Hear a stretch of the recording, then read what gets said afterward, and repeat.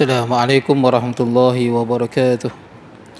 Innal hamdalillah nahmaduhu wa nasta'inuhu wa nastaghfiruh wa na'udzu billahi min shururi anfusina min sayyiati a'malina may yahdihillahu fala mudilla lahu wa may yudlilhu fala hadiya lahu. Asyhadu an la ilaha illallah wahdahu la syarika lahu wa asyhadu anna sayyidana wa nabiyyana Muhammadan 'abduhu wa rasuluh. Allahumma salli wa sallim wa barik ala sayyidina Muhammad wa ala alihi wa ashabihi ajma'in. Subhanaka la ilma lana illa ma 'allamtana innaka antal alimul hakim. Rabbi shrah li sadri wa yassir li amri wahlul 'uqdatam min lisani yafqahu qawli. Allahumma la sahla illa ma ja'altahu sahla wa anta taj'al hazna was-sa'ba idza syi'ta sahla. Wa la hawla wa la quwwata illa billahil 'aliyyil 'azim. Amma ba'd. Hadirin jemaah yang dirahmati Allah, alhamdulillah pada malam ni kita dapat bertemu. Tuan-tuan mau sihat no? Alhamdulillah. Baik. Bolehlah. Baik, kita berhenti mana tuan-tuan? Ke surat 38, kita berhenti di Su'ila radhiyallahu an daripada seorang yang memakan akan najis mughallazah. Betul tak? Makannya ni. Makan najis mughallazah maknanya dia makan sama ada daging babi ataupun daging anjing ataupun yang diperanakkan oleh salah satunya lah. Anjing kahwin dengan kucing ke, babi dengan kambing, hasil dia juga adalah najis mughallazah yang diperanakkan daripada keduanya. Jadi apa hukum orang yang makan tu? Jadi dia kena samak ke tak samak? Bukan samak, sertu. Sertu. Samak ni kulit.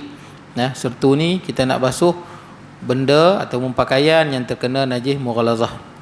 Qala musannifu rahimahullahu taala wa nafa'ana bi ulumi fid darin, kata pengarang, daripada seseorang memakan akan najis mughallazah, yang dia makan daging khinzir lah contohnya, dan keluar ia daripadanya di duburnya. Bila dia makan daging anjing ke daging babi, kemudian bila dia buang air besar, keluar balik najis yang dia makan tu.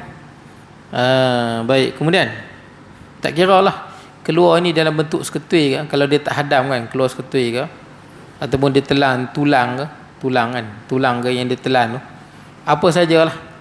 Kemudian dia keluar tu dalam rupa masih bentuk dia ke, ataupun dia, yang penting dia keluar daripada perut dia, keluar bila dia buang air besar, maka memadalah dengan sekali basuh jua pada duburnya. Adapun pada mulutnya wajib dibasuhnya 7 kali suatu daripadanya dengan air tanah. Dan adakah yang keluar daripada duburnya itu yang kita katakan suci dengan sekali basuh jua? Jika mengena suatu yang suci, adakah wajib basuh 7 kali atau tiada? Soalan dia, yang dia keluar tu bila dia buang air besar tu, adakah hasil dia makan daging khinzir tu, bila dia buang air besar, yang keluar pada dubur itu masih lagi mughallazah ke bukan dah? Itu soalan dia. Kemudian perlu tak dia basuh 7 kali? Biasa kita kalau buang air besar basuh dengan air ya, betul tak? Basuh dengan air ya. Tapi dia ni istimewa pasal dia makan daging khinzir. Bila dia makan daging khinzir, dia buang air besar pun keluar daripada daging khinzir. Adakah bila dia nak istinja nanti dia kena basuh 7 kali, salah satu dengan air tanah ataupun tidak? Kemudian mulut dia macam mana? Mulut dia yang dia makan terkena najis mughallazah tu, mulut dia macam mana? Nak basuh 7 kali ke tak? Baik, maka dijawab bahawasanya tiada wajib dibasuhnya 7 kali, hanya dibasuhkan dia sekali jua tiap-tiap barang yang sudah sampai di dalam rangka badan lah. Kemudian keluar, maka jadilah ia seperti najis mutawassitah. Kalau dah masuk dalam perut kita, keluar balik, dia dianggap najis mutawassitah, bukan lagi mughallazah. Seperti mana pokok yang mana dia bubuh baja hati ayam lah, baja macam-macam baja kan, walaupun baja tapi buah dia tu okey lah, boleh lah makan. Macam pokok yang orang tanam dekat atas kubur. Saya dulu ada orang bagi tahu dia dia masa muda-muda dia curi buah durian di perkuburan Cina. Jadi bila kubur bawah tu kan banyak mayat ni, dia bila kita merebut maka dia akan jadi baja untuk tanah. Jadi pokok durian di tanah-tanah perkuburan ni dia agak baja dia sangat kuat. Ya, baja orang tuan-tuan. Jadi dia curi tu dia sebut daging buah durian yang dia curi daripada masa dia muda dululah. Dia cerita masa zaman jahiliah dulu. Buah durian yang dia ambil daripada perkebunan Cina ni, bila dia makan tu dia punya lemak tu lain sikit.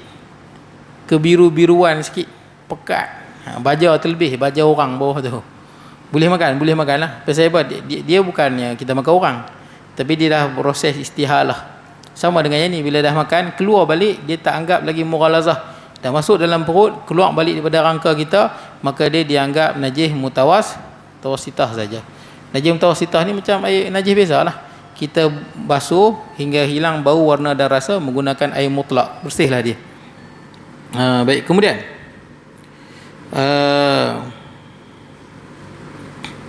dan demikian lagi, tiada wajib membasuh 7 kali barang yang mengenakan daripada yang keluar daripada duburnya. Jadi bila dia buang air besar tu, basuh macam biasa. Tak perlu lepas buang air besar basuh 7 kali salah satu dengan air tanah, tak perlu. Sebab dah keluar tu dianggap najis mutawassitah, najis yang biasa. Baik, kemudian seperti najis mutawassitah. Baik. Su'ila radhiyallahu anhu. Ditanya lagi. Daripada seorang laki-laki tukang mencelup di bubuh. Yang atas tu dia tak jawab. Daripada seorang yang makan najis mughalazah dan keluar air daripada duburnya, maka memadalah dengan sekali basuh jua pada duburnya. Adapun pada mulutnya wajib dibasuh 7 kali. Salah satu daripadanya dengan tanah. Dan adakah ia keluar daripada dunia itu yang kita katakan suci? Adapun mulut dia, ni mulut zahir. Mulut zahir ni kalau terkena najis mughalazah memang kena basuh 7 kali. Mulut zahir. Adapun yang dalam tak perlulah. Tak perlulah nak basuh 7 kali. Ambil gosok dalam perut dengan air, tak perlu. Zahir mulut ni, luaran. Bukan di dalam, luaran ni saja. Yang hak luar ni, kalau terkena basuh sini 7 kali, salah satu dengan air tanah. Yang dalam tak perlu, belah dalam tak perlu. Tak perlulah kumuk dengan yang tanah pula. Kumuk 7 kali air tanah. Baik, mulut luaran. Baik, kemudian bahawasanya tiada wajib 7 kali. Daripada Su'ila radhiyallahu anhu, daripada seorang lelaki yang tukang mencelup di bubuh di dalam celupannya darah kijang supaya baik merahnya. Dia nak mewarnakan pakaian, jadi dia nak bagi warna merah, dia bubuh dengan darah. Dia guna darah sebab nak bagi pakaian tu warna kemerah-merahan. Baik, kemudian kita tahulah darah ni najis.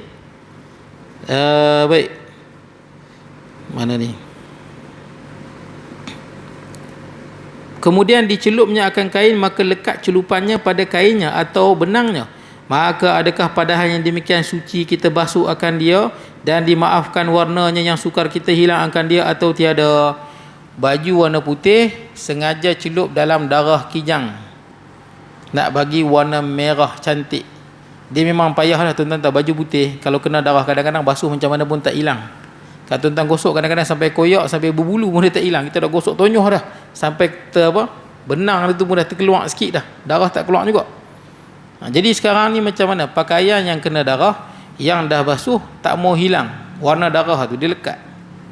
Sedangkan kita tahu kena bagi hilang bau, warna dan rasa. Jadi macam mana dengan warna tu? Apatah lagi kalau pakaian yang warna putih elok tuan-tuan, celup dalam darah, biar lama pula memang susah nak hilang warna tu. Jadi macam mana nak buat? Baik. Maka dijawabnya bahkan mana ni? Tak nampak. Maka dijawabnya bahkan suci dengan basuhnya dan dimaafkan daripada warna yang sukar hilangnya, yakni yang tiada dapat dihilangkan dia, dimaafkan dia. Tak apa.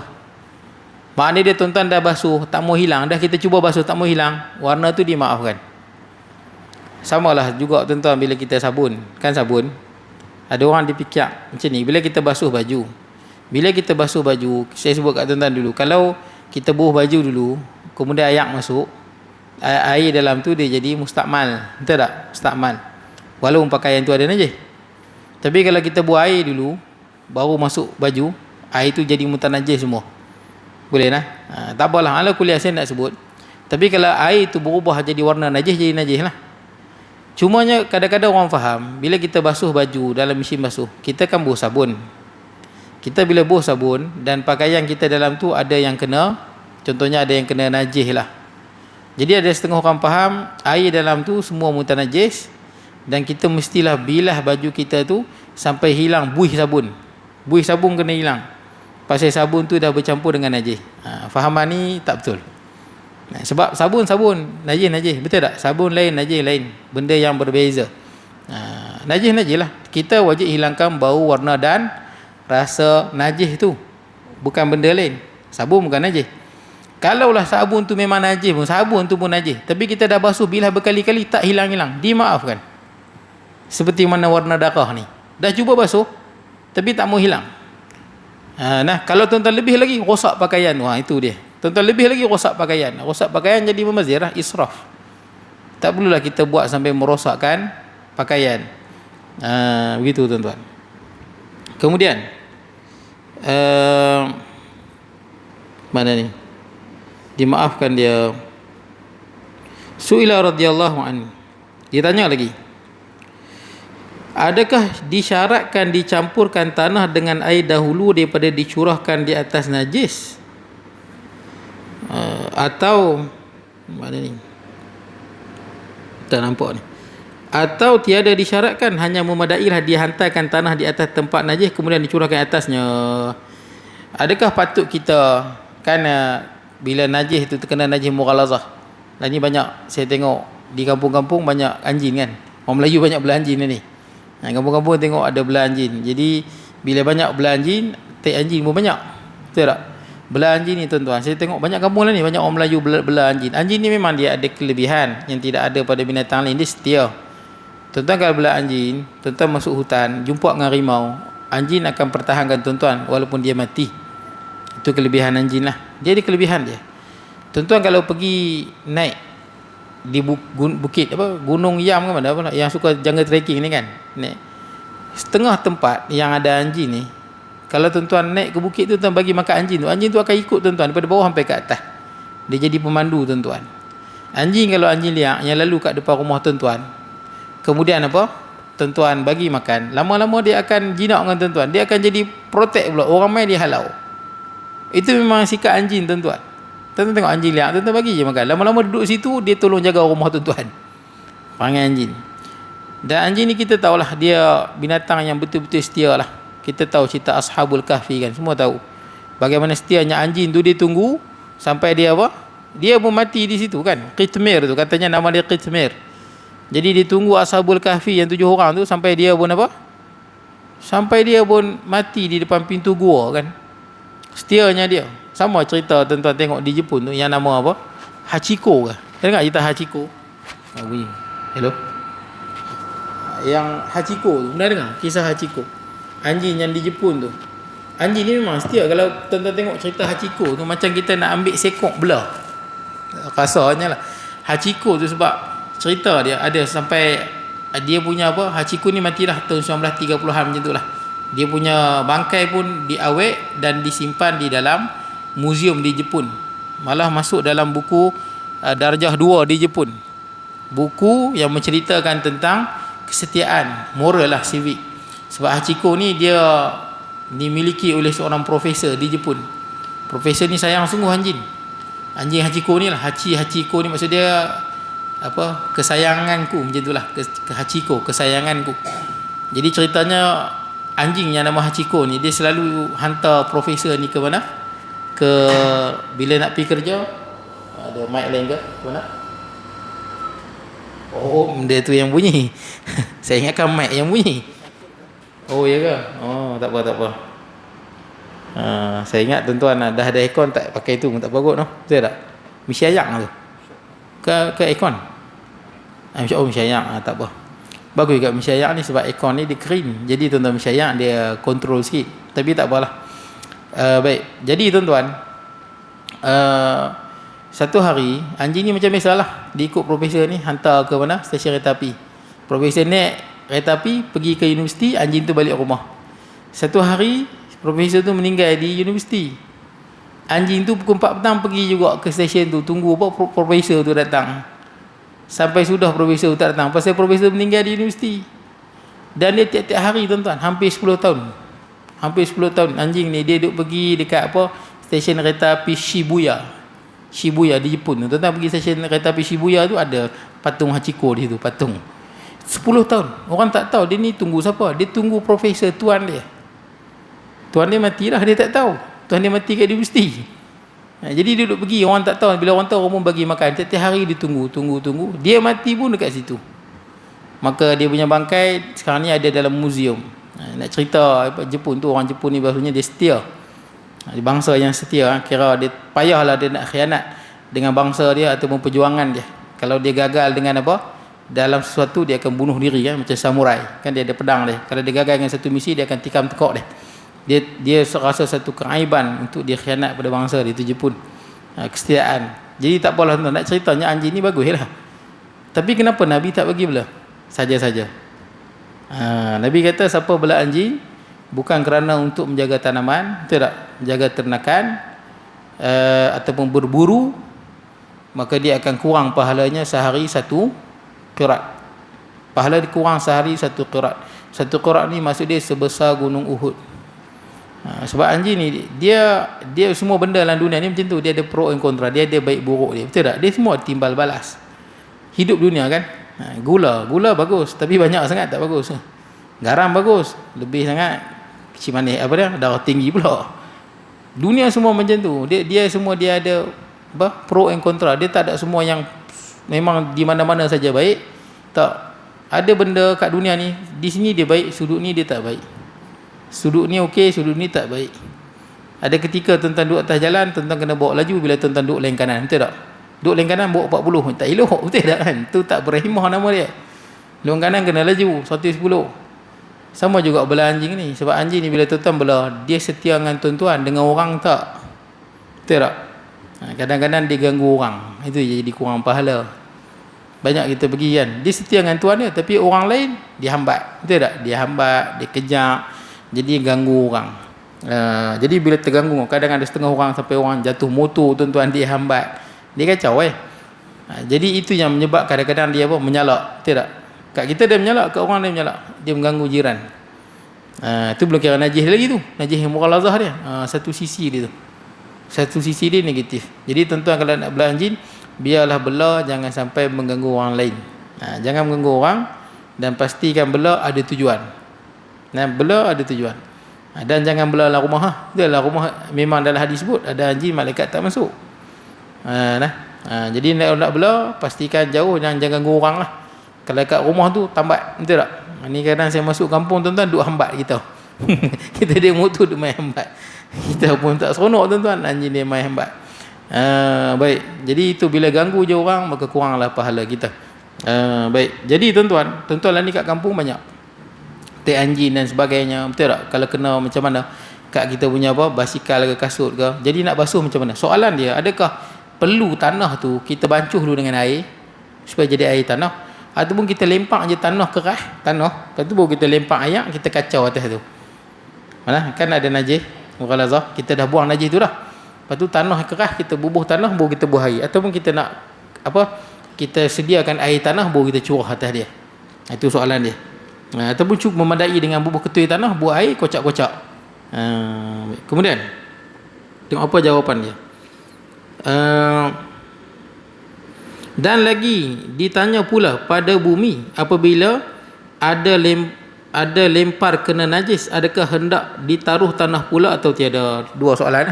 Soalan pertama, adakah kita nak basuh najis mughalazah ni kena guna air tanah atau memandai dengan tanah saja, kemudian buah tanah, lepas tu buah air, jadikan air tanah, ataupun kena sediakan air tanah awal-awal.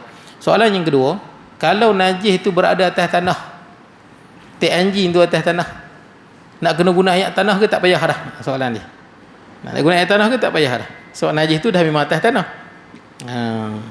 Maka dijawabnya adalah dhabitnya pada tanah itu hendaklah dicampur tanah dengan air. Campur. Pasal dia kata salah satu dengan air, tanah bukan tanah. Sebab tu dia mudah dia macam ni je. Bukanlah makna memang kena buat tanah semacam seluk tu. Makna dia kalau apa, air masuk je tanah, orang nampak macam ayat tanah memadai dah. Kan ayat sungai kan, ayat sungai kadang-kadang dia keruh macam rupa ayat tanah, memadai dah. Kan nampak macam ayat tanah tu kan, masa dia keruh tu macam ayat tanah. Bisa tengok macam apa, sungai batu kan, sungai bukit tu kan, ada masa kan dia jadi macam keruh macam air tanah. Itu memadai dah. Bila orang nampak macam air tanah, warna tanah, dia lah. Baik, kemudian dicampur dengan sekira-kira dapat sampai air tanah itu pada segala tempat kena najis itu dengan suku air tanah memadai lah, dan ada pun bumi. Baik, jadi kena air tanah, dan air tanah ni kena pada semua tempat yang terkena najis mughalazah. Tapi tuan-tuan ingat cara nak cuci dia, kita buang najis tu dulu. Kalau tai anjing, buang tai anjing dulu. Buang tai anjing, cuci dulu, bagi hilang air dia dulu. Barulah masuk air tanah, dan tu apa? 7 kali basuhan. 7. Salah satu dengan air tanah. Kalau air tanah itu pada basuhan yang ke-7, kena tambah satu basuhan lagi. Boleh nah? Baik. Yang penting air tanah tu kita basuh pada basuhan yang ke apa? 6 ke, basuhan yang ke-5 ke, 4 ke, betul tak? Dia 7 kali. Kalau lebih pun tak apa, 10 kali satu basuhan tanah pun tak apa. Lebih pun tak apa, jangan kurang. Kemudian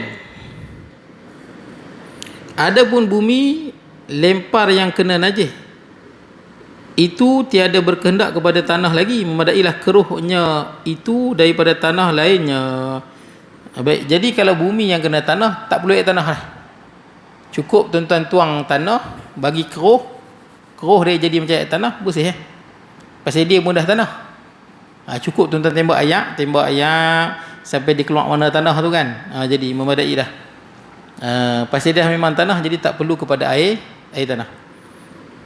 Su'ila radhiyallahu an, daripada seorang manusia diperanak akan dia antara anjing dan manusia. Ini soalan pelik Manusia yang lahir, bapak dia anjing ataupun mak dia anjing. Tuan-tuan dengar pelik kan soalan, tapi ini fik tuan-tuan.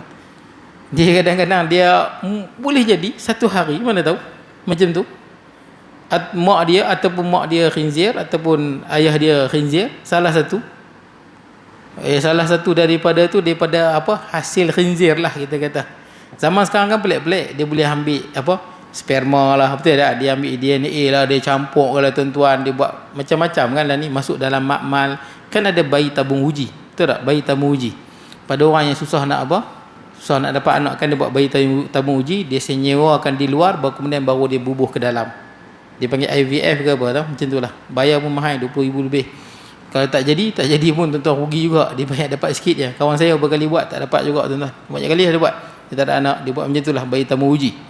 Sekarang ni boleh jadi, dia ambil DNA kan, DNA. Dan baru ni pun saya ada pergi ziarah orang di hospital Teping, doktor tanya dia sakit jantung. Sebab darah dia tu cair dengan pekat. Ubat yang paling berkesan, ubat yang ada unsur babi, paling berkesan. Doktor kata macam mana? Doktor kata kalau nak selamat, sebab darah dia tak boleh nak kawal, dia punya pekat dengan apa? Dia ada orang pekat dengan cayak ni tak terkawal. Dia cayak sangat pun bahaya, pekat sangat pun bahaya. Dia nak operate. Doktor beritahu lah, ubat ni ada unsur ni lah, unsur khinzir, babi. Jadi macam mana, nak ambil ke tak ambil? Jadi panjang lah tuan-tuan. Kalau ikut kita, kalau dah darurat, kalau dah tak ada ubat lain kan, doktor pula yang nasihat, doktor Islam, tak apalah. Kalau betul-betul darurat dan tak ada ubat lain dah, yang tu saja. Kalau yang tu saja, doktor tu sebut dan tak ada ubat lain dah. Seperti mana sahabat Nabi yang minum air kencing apa, unta kan, yang Nabi sebut ni air kencing unta najis. Kalau satu lagi pandangan, dia kata tak apalah, pasal dah jadi istihalah perubahan. Sebab yang tak boleh ni katanya, kalau memang rupa memang rupa khinzir sungguh, ambil pada khinzir, tak berlaku sebarang istihalah, itu memang tak boleh. Ini mazhab Hanafi ya. Jadi bila dia kata dah istihalah, kita tengok dalam bentuk ubat, tak ada langsung kok darah ke daging ke tuan-tuan, cuma sel tu bukan boleh nampak dengan mata ni. Dia kena ambil daripada bawah mikroskop tu, dia ambil kemudian gabung sikit je, sampai orang kalau sekali tengok tak nampak langsung ada unsur khinzir. Dia kata boleh. Ala kulli hal, dalam mazhab Syafi'i kalau terpaksa dan tidak ada ubat yang lain, tak apalah, kalau satu-satunya ubat tu yang ada. Dan pakcik tu saya tanya macam mana, ambil tak ambil? Pakcik tu kata saya ambil, dia kata dia ambil jugalah. Dah buat macam mana, yang tu saja yang boleh, dia kata. Kalau tak ambil, doktor kata risiko tinggi, takut masa operate darah beku ke, darah cayak ke, boleh mati. Baik, kemudian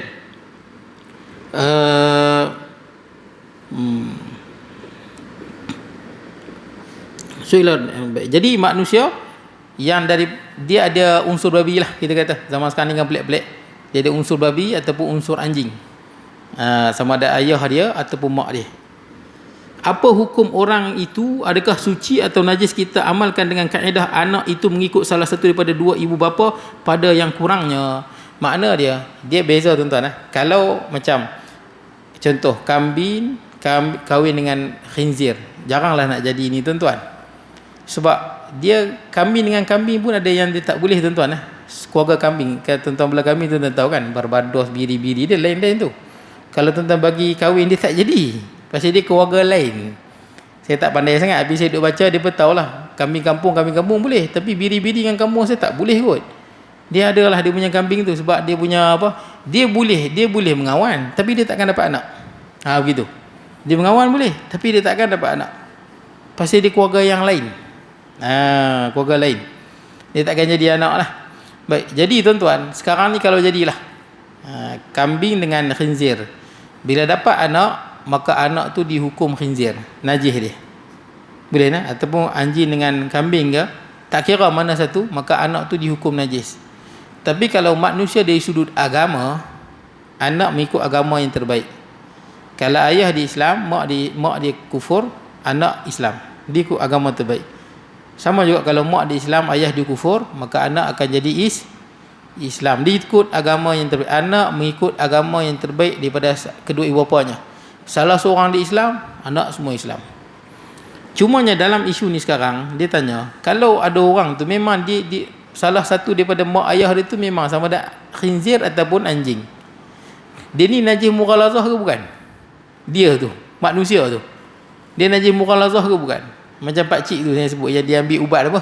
Ubat yang ada unsur khinzir tu. Tapi walaupun dia ada unsur khinzir, kita nak kata macam mana? Nak kata bulu khinzir tak ada, nak kata daging khinzir tak ada, darah khinzir tak ada. Betul tak? Dia sel sebenarnya. Yang dia ambil tu sel.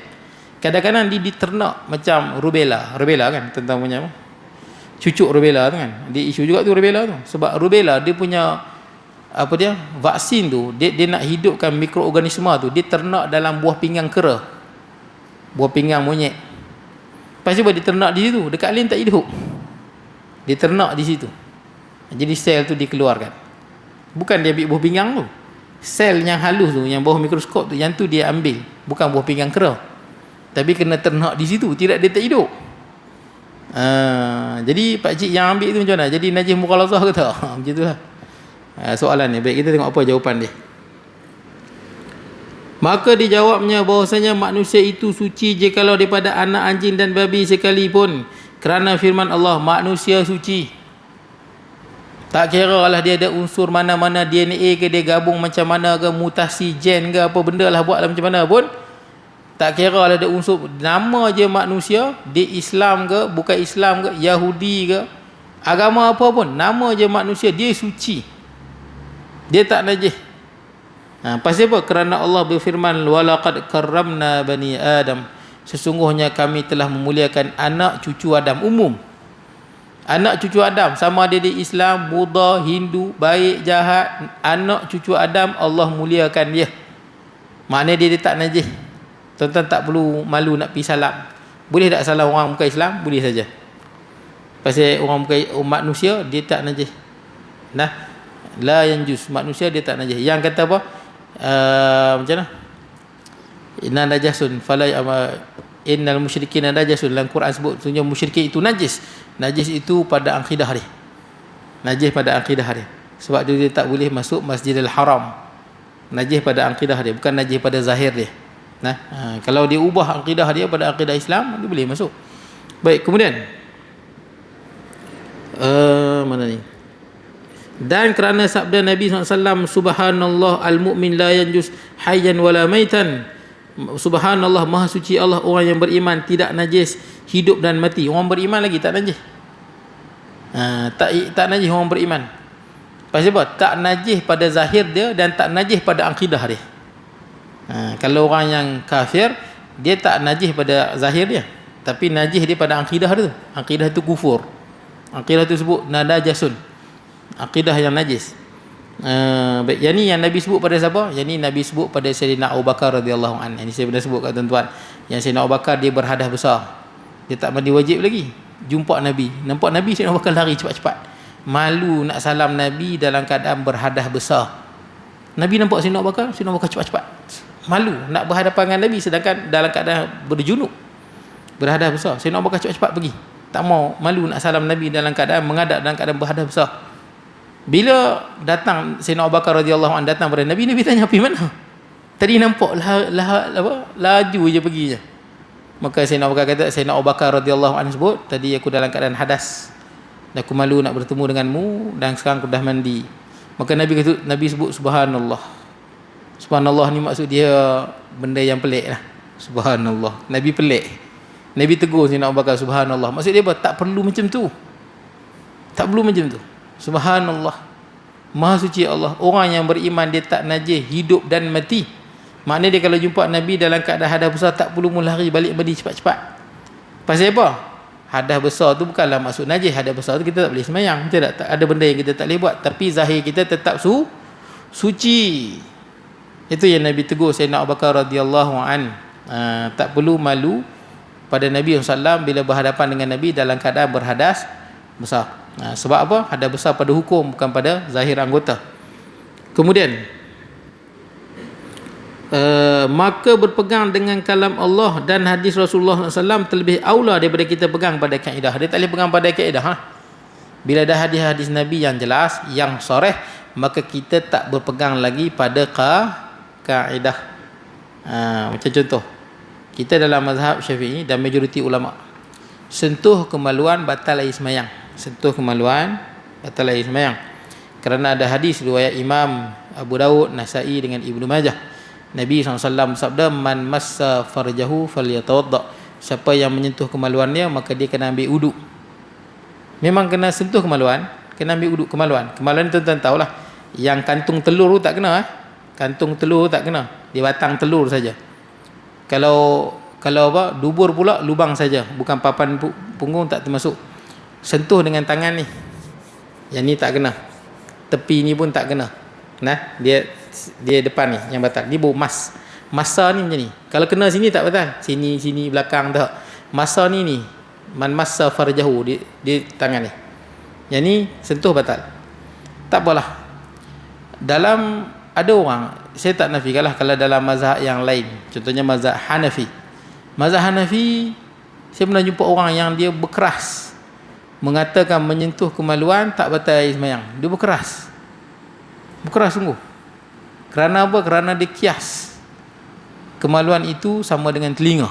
Dia kias. Pasal apa? Telinga ini lebihan anggota. Lebihan anggota kan. Macam juga kemaluan lebihan anggota. Jadi sentuh telinga ni tak batal kerana lebihan anggota sama kemaluan. Dia kias. Sepatutnya tak boleh kias dah. Pasal apa? Bila dah ada nas, kias tak terpakai dah. Kias tak digunakan lagi bila dah ada nas ayat Quran. Kemudian kias pula tak kena. Telinga dengan kemaluan mana sama? Betul tak? Telinga kat luar, kemaluan kat dalam. Kemaluan fungsi dia lain, telinga fungsi dia lain. Telinga orang boleh tengok, kemaluan orang tak tengok, jauh. Jadi dia dua je tuan-tuan. Sama ada dalam mazhab Hanafi ataupun satu lagi Syiah. Syiah sama juga. Kalau sembang dengan dia punya fiqh lah, hukum fiqh dia tu, dia akan berkeras mengatakan menyentuh kemaluan tak batal. Saya tahu je fiqh dia tu, kita tahu. Cuma saya tak nak bahas sangat sebab isu Syiah bukan isu fiqh sebenarnya. Isu yang kita kena berhati-hati adalah akidah berkenaan dengan para sahabat Nabi dengan isteri Nabi. Itu boleh membatalkan iman dan akidah bila mereka menganggap sahabat Nabi kafir, Quran yang ada tak betul. Ada pun isu-isu khilafiyah ni kadang-kadang mereka ambil sikit dalam fiqh mazhab Hanafi, dia ambil sikit-sikit. Cuma saya nak ceritanya tuan-tuan, pandangan majoriti ulama lah yang patut dipegang, mazhab Hanafi, mazhab kita lah. Sebab apa? Dah ada nas jelas. Bila dah ada nas, mana boleh kias dah. Tak terpakai lagi kias. Ala kulli hal, kita juga meraihkan pandangan mazhab Abu Hanifah kalau dah memang dia penduduk di Iraq kan, jauh daripada apa? Daripada hadis dan sebagainya, maka dia pun menggunakan kias, dan ini dianggap khilafnya mu'tabar. Khilafnya diiktiraf lah. Baik, kemudian Su'ila radhiyallahu anhu, ditanya lagi daripada seorang taruh tangan di punggung. Punggung ni maksudnya di belakang lah. Di belakang lah. Di belakang. Dia letak tangan dia belakang anjing. Maka ditaruh akan dia, maka dimasuk di dalam tapayan air minum. Jadi anjing dia pegang belakang anjing. Lepas tu tangan yang dia pegang belakang anjing tu, dia pergi celup dalam bekas air. Bekas air. Air minum. Padahal adalah tapayan itu ditanam di dalam bumi. Sedangkan dia macam perigi lah kita kata. Perigi dia tanam dalam bumi macam perigi. Perigi tu pula tak cukup 2 kolah, dia pergi celup tangan dia dalam tu. Tadi tangan dia pegang anjing, dia pergi celup dalam tu. Maka sukar hendak membalikkannya, apa hukumnya? Jadi bila air yang ada dalam bumi tu kita kata macam apa? Macam kita panggil apa? Kolam ke apa? Kolam kan? Kolam ke atau perigi ke? Yang mana dia pergi celup, tak cukup 2 kolah, dia pergi celup tangan dia dalam tu. Kalau semua najis, macam mana kita nak apa? Nak terbalikkan dia? Kalau dalam baldi senang, dalam baldi kita terbalik je lah. Kita terbalik, cuci lah. Salah satu dengan air tanah, 7 kali 1 air tanah. Sekarang ni masalahnya bukan baldi. Apa? Lubang dalam bumi tu. Lubang dalam bumi. Macam mana kita nak buang air dia? Maka dia jawabnya bahawasanya manakala ia masukkan tangannya di dalam air yang kurang daripada 2 kolah, jadi najis airnya habis. Habis jadi najis apa? Najis mughalazah habis semua. Tangan dia tadi dah kena pegang belakang anjing. Kalau tangan dia basah nah. Kita sebut dah, anjing ni kalau tangan kita basah, sentuh dia baru lekat najis. Kalau babi basah ke kering, najis. Dia tak ada kira basah kering. Jangan tuan-tuan pergi sentuh, ada orang dia sentuh khinzir, tak apalah, aku kering dia kering, tak boleh. Khinzir sama-sama kering pun kena. Anjing saja kalau salah satu basah baru kena, baru dia najis itu berpindah. Dan tempatnya semua najis. Air itu najis, tempat dia pun najis. Maka hendaklah dibuangkan air yang di dalam tapayan itu. Kena buang. Tak boleh buang lah macam mana, timba ke apa ke, tapi kena buang. Kena buang. Maka hendaklah dicurahkan air di dalamnya 7 kali, salah satu daripadanya air tanah. Nampak? Air itu kena buang. Apa? Buang keluar lah. Buang keluar. Tak kira lah, dia timba ke, dia apa ke. Kemudian kena basuh 7 kali, salah satu dengan air tanah. Atas sekalian tempat yang kena najis itu, kemudian dikeluarkan air itu, sucilah tempatnya. Sucilah tempatnya. Cumanya tuan-tuan, katakanlah kita rasa susah nak buat, kita upah apa? Kapal korek bagi dalam sikit. Lepas tu buat apa? Kita tambah air bagi jadi 2 kolah. Tuan-tuan faham maksud saya? Tadi air tu air najis mughalazah kan? Kita tambah air bagi jadi 2 kolah. Bersih tak bersih? Bersih. Dia air bila cukup jadi 2 kolah, mughalazah ke tak mughalazah, bersih. Contoh apa? Kolam masjid wuduk. Katakan air kurang, ada khinzir jatuh mati, contohnya lah, anjing ke jatuh mati dalam tu, ataupun anjing kencing dalam tu, maka air dalam tu semua menjadi mughalazah. Betul tak? Sebab dia tak cukup 2 kolah. Katakanlah air tu sikit lah, air dalam apa, kolah masjid tu sikit, tak cukup 2 kolah. Air tak ada, kita duduk pakat mandi, tinggal sikit, ada anjing kencing ke, anjing jatuh dalam tu ke, khinzir jatuh ke, jadi semua jadi mughalazah. Kita tambah air sampai jadi 2 kolah.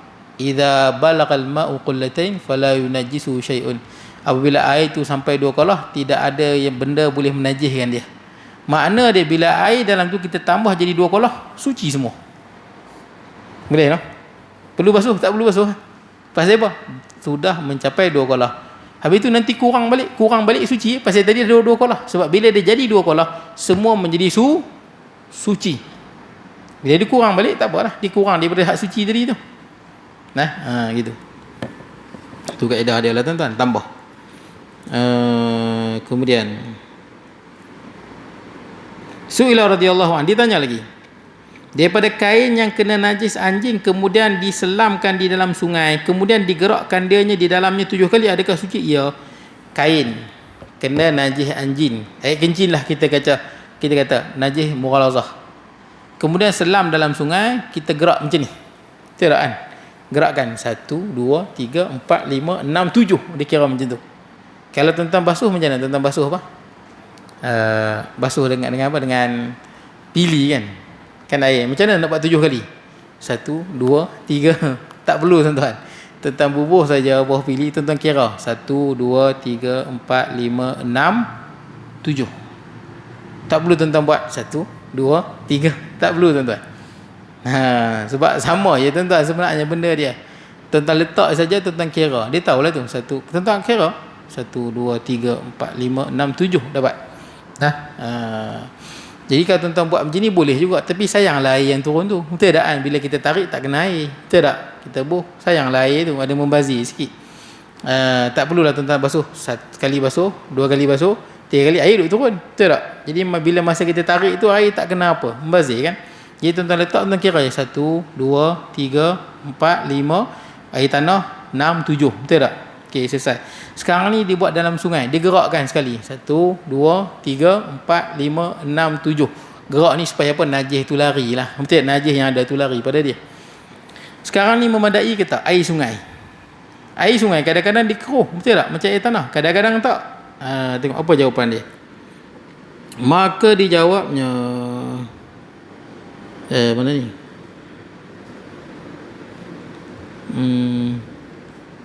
Tak jumpa pula.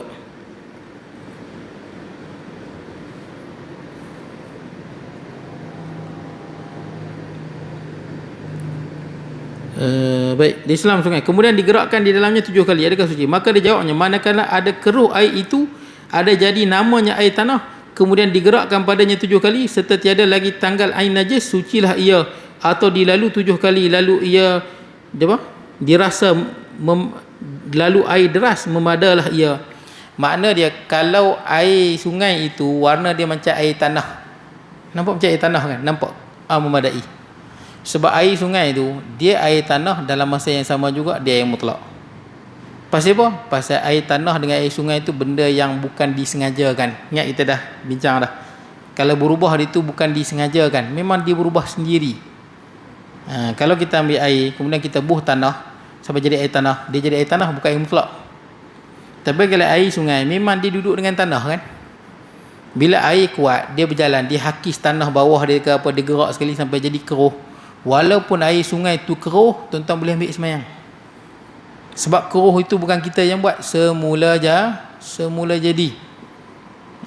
Tak apa. Macam orang bahas tentang air apa? Air yang ada klorin. Kan air ada klorin.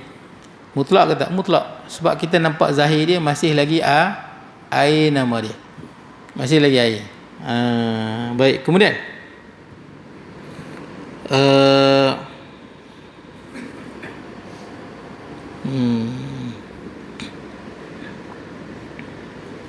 maka manakala dia jawab dah. Suila radhiyallahu an, ditanya lagi. Daripada bumi yang basah maka berjalan anjing padanya. Bumi basah, anjing jalan. Maksudnya lepas hujan lah, tanah basah, anjing jalan atas tanah tu. Jadi bumi tu macam mana? Maka jadilah bekas tapak anjing nyata pada bumi itu. Jadi jalan basah lepas hujan. Lepas tu ada anjing jalan. Jadi nampak tapak kaki anjing tu. Nampak tapak kaki anjing tu. Baik, soalan dia apa? Kemudian datang orang berjalan di atas tapak kaki anjing itu. Maka adakah jadi najis bumi itu dengan yang demikian itu atau tiada? Dan adakah wajib ditaruh tanah tatkala membasuh kaki laki-laki itu atau tiada? Jalan basah, jalan tar ke, jalan apalah basah.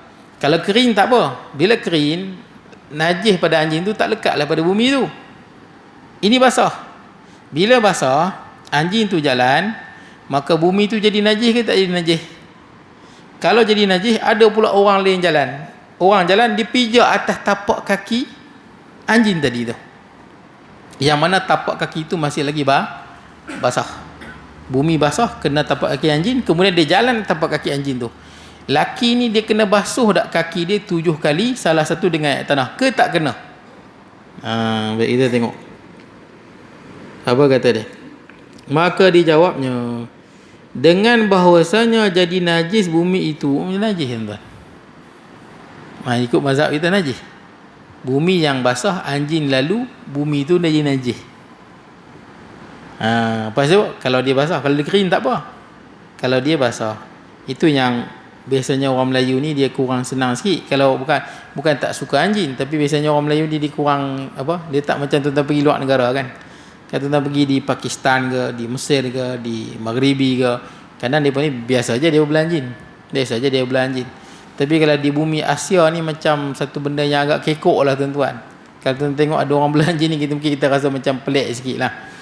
Pasal apa? Pasal kita berpegang dengan mazhab Syafi'i di Nusantara ni. Jadi bila ada anjing, nampak kesan dia ada banyak implikasi dia yang lain menurut mazhab kita. Baik. Jadi bumi tu jadi najis. Dan demikian lagi kaki laki-laki itu jika adalah di sana itu basah tatkala ia jijak itu. Masa dia pijak tu masih lagi basah tempat tu. Tempat tu basah, anjing pijak, masa dia pijak tempat tu masih lagi basah. Kaki dia juga jadi najis mughallazah. Berat tu tuan-tuan. Maksud dia najis mughallazah ni boleh berpindah-pindah tuan-tuan. Boleh berpindah-pindah. Itu yang kalau betul-betul nak belah anjing, nak suruh dia jaga rumah ke apa ke, tambat buh dalam kandang ke, betul tak? Duduk satu tempat. Tapi dia memang dalam hadis Nabi ada sebut, malah pernah malaikat wahyu tak sampai pada Nabi lama. Antaranya sebab apa? Ada bangkai anjing yang mati dalam rumah Nabi sallallahu alaihi wasallam. Malaikat tak masuk. Malaikat dia tak masuk tempat-tempat kotor ni, yang ada patung, yang ada gambar, yang ada apa, benda-benda yang tak elok. Malaikat tak masuk. Rumah tuan-tuan, kalau tuan-tuan nak rumah tuan-tuan, malaikat masuk, rahmat banyak, rezeki murah, hati lapang. Ada hadis Nabi sebut, banyakkan baca Al-Quran dalam rumah tu. Tuan-tuan kalau rajin baca Quran dalam rumah tuan-tuan dilapangkan rezeki, diberi ketenangan, diberi keberkatan, macam-macam turun. Sebab tu duduk kat rumah, rajin-rajin buka Quran, baca. Biar rumah kita ni diturun rahmat, keberkatan dan kebaikan. Dah hadis disebut akan dilapangkan. Bacalah Quran apa yang tuan-tuan boleh baca. Tapi buka lah Quran. Bacalah surah mana yang tuan-tuan boleh baca, baca. Sehari satu muka menjadilah. Tapi jangan jadikan rumah kita ni macam kubur. Nabi sebut, la taj'alu buyutakum maqabira. Nabi sebut, jangan jadikan rumah-rumah kamu kubur-kubur. Maksud kubur apa? Kubur ni tempat yang jin dengan syaitan duduk. Memang jin syaitan banyak duduk kubur, betul. Memang kalau tuan baca, jin syaitan banyak duduk kat kubur. Dia suka tempat-tempat tu. Nabi sebut jangan jadikan rumah kita macam kubur. Pasal apa? Tak baca langsung Quran, jin syaitan banyak dalam tu. Jadi nak bagi jin syaitan tak ada ni lagu mana? Kita buat apa? Baca Al-Quran dalam dia. Baik, kemudian kita tengok maka wajib dibasuh 7 kali sekali dengan tanah. Baik, Su'ila radhiyallahu an, apa hikmahnya? Satu lagi tuan-tuan saya baca, pada bahawasanya membasuh najis mughallazah wajib dihimpunkan antara air dan tanah.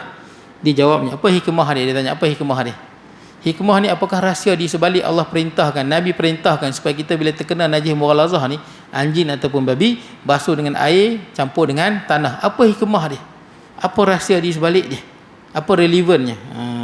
Baik. Kemudian maka dijawabnya bahawasanya adalah padanya mengisyaratkan atas membesar anak Adam atas yang lainnya, kerana tiada najis yang terlebih keras daripada najis anjing dan babi, dan serta yang demikian itu maka disuruh menyucikan dia dengan air dan tanah, yang adalah keduanya itu asal kejadian manusia. Habis. Jadi tuan-tuan, pasal apa? Pasal asal kejadian manusia daripada tanah. Jadi bila najis itu besar, kita basuh dengan asal kejadian manusia. Itu air mani kita. Satu lagi air mani yang bercampur daripada saripati tanah, iaitu tok nenek kita Nabi Adam AS daripada tanah. Jadi yang inilah yang boleh menyucikan najis yang paling berat sekali, iaitu menggunakan bahan asas kejadian manusia, air dan tanah. Habis tuan-tuan, akan datang kita akan sambung tu Syekhul Islam daripada kata Syekhul Islam. Saya mohon maaf tuan-tuan kalau kekurangan dan sebagainya. InsyaAllah kita bertemu pada masa akan datang. Qul qawli hadza wa astaghfirullahaladzim li wa lakum. Sa'il muslimina wa muslimat mu'minina wal mu'minat. Bismillahirrahmanirrahim. Allahumma ij'al jam'ana hadza jam'an marhuma, tafarruqana ba'da tafarruqan ma'suma, wa la taj'al minna syaqiyyan wa la mahruman wa la matruda. Wa sallallahu ala nabiyyina Muhammad wa ala alihi wa sahbihi baraka sallam. Alhamdulillahirabbil alamin.